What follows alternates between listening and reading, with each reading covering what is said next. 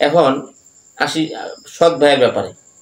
যদি সেই সৎ ভাই আপনার মায়ের গর্ভের সন্তান না হয়, পীর বাবা হোক, দয়াল বাবা হোক, কিন্তু বানানো বাবা হোক, এলাকার বাবা হোক, ধর্মের বাবা হোক, আমাদের মেসেঞ্জারে নাম প্রকাশ্য অনিচ্ছুক এক বোন প্রশ্ন করেছেন, হুজুর আমি যখন 1.5-2 বছরের তখন আমার বাবা মারা যান, পরে আমার মা দ্বিতীয় বিয়ে করেন, এখন আমি পুরোপুরি সাবালিকা।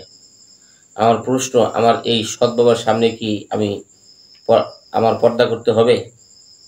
আর আমাদের বাসায় একটি ভাই আছে, যিনি আমার সৎ ভাই, তার মানে সামনেও কি আমার পর্দা করতে হবে, নাকি আমরা ভাই বোনের মতো আচরণ করতে পারি? সুন্দর একটি প্রশ্ন। এরকম প্রশ্নের আমাদের সমাজে অনেকেই করে থাকেন এবং অনেকেই এরকম সমস্যার সম্মুখীন হন, কিন্তু না জানার কারণে অনেক কিছু ভুল হয়ে থাকে। প্রথমে যে জিনিসটা জানতে হবে, ইসলাম একটি সুন্দর সৌহার্দ্যপূর্ণ ধর্ম। এই ধর্ম কারো সৌন্দর্য নষ্ট করে না, বরং সুরক্ষিত রাখে।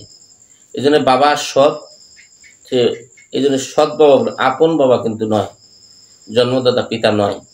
তো এই জন্য বাবা যেগুলো আছে, নিজের বাবা, জন্মদাতা পিতা, শ্বশুর, এই তাদেরকে বাদ দিয়ে বাকি যত ধরনের বাবা হতে পারে, সে পীর বাবা হোক, দয়াল বাবা হোক, কিন্তু বানানো বাবা হোক, এলাকার বাবা হোক, ধর্মের বাবা হোক, যত ধরনের বাবা হতে পারে, সমস্ত বাবার সামনে পর্দা করা ফরজ। তাদের সামনে কখনো যাওয়া যাবে না, তারা গায়রে মাহরুম, তাদের সাথে কখনো যাওয়া যাবে না। তো আপনি যখন ছোট ছিলেন তখন আপনার জন্য পর্দা ছিল না, বাধ্যতামূলক ছিল না। এখন বড় হয়েছেন, আপনার জন্য পর্দা বাধ্যতামূলক। এখন এই আল্লাহর বিধান পালন করতে গিয়ে কে কি মনে করবে, কি ভাববে, সেদিকে খেয়াল করার প্রয়োজন নেই। আপনি আল্লাহর বিধানকে সামনে রেখে আল্লাহ রাজি খুশির জন্য এগিয়ে যাবেন। পাশাপাশি আরেকটা প্রশ্ন করেছেন, আপনার সৎ ভাই আছে। এখন আসি সৎ ভাইয়ের ব্যাপারে।